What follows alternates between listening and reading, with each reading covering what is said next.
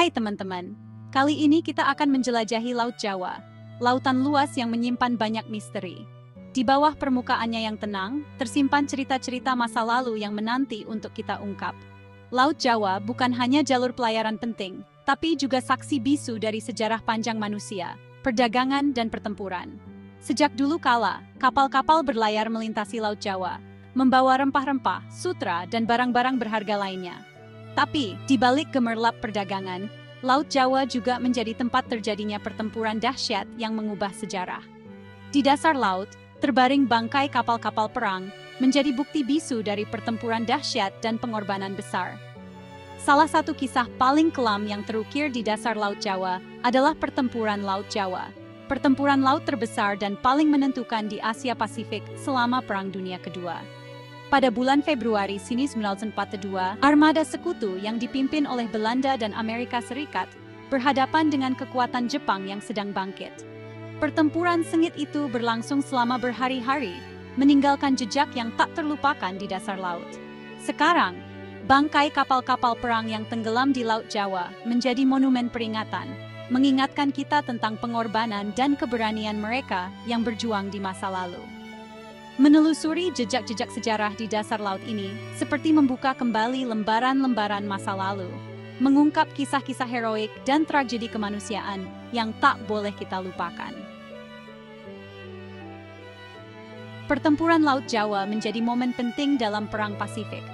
Kekuatan sekutu, yang terdiri dari kapal-kapal perang Amerika Serikat, Belanda, Inggris, dan Australia, berhadapan dengan armada Jepang yang kuat.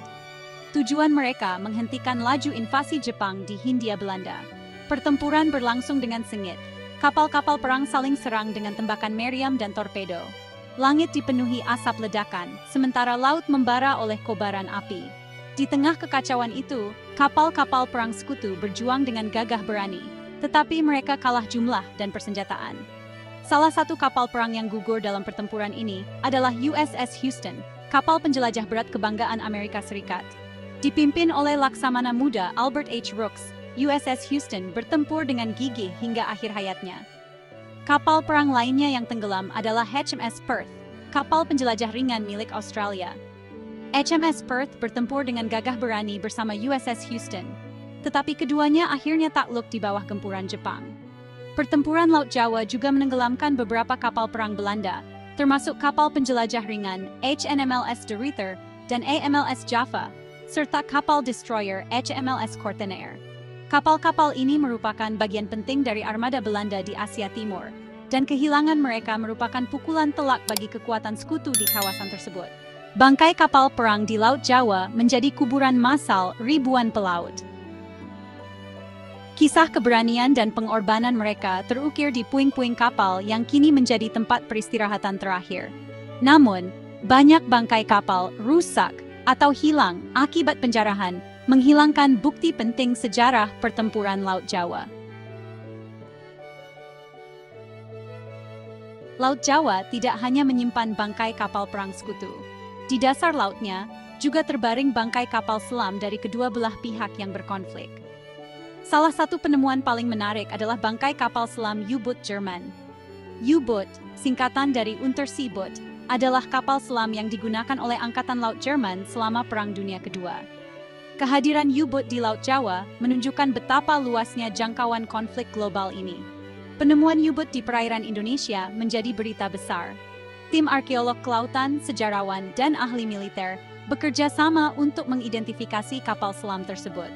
Melalui penelitian arsip dan analisis puing-puing kapal, mereka berhasil menentukan jenis U-boot dan kemungkinan riwayat operasinya di perairan Asia Tenggara. Penemuan ini memberikan perspektif baru tentang Perang Dunia Kedua di Asia Pasifik.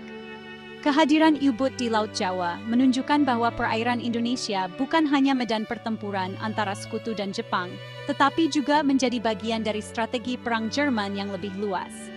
Sayangnya, seperti halnya bangkai kapal perang sekutu, U-boot di Laut Jawa juga menghadapi ancaman dari aktivitas pengambilan barang secara ilegal.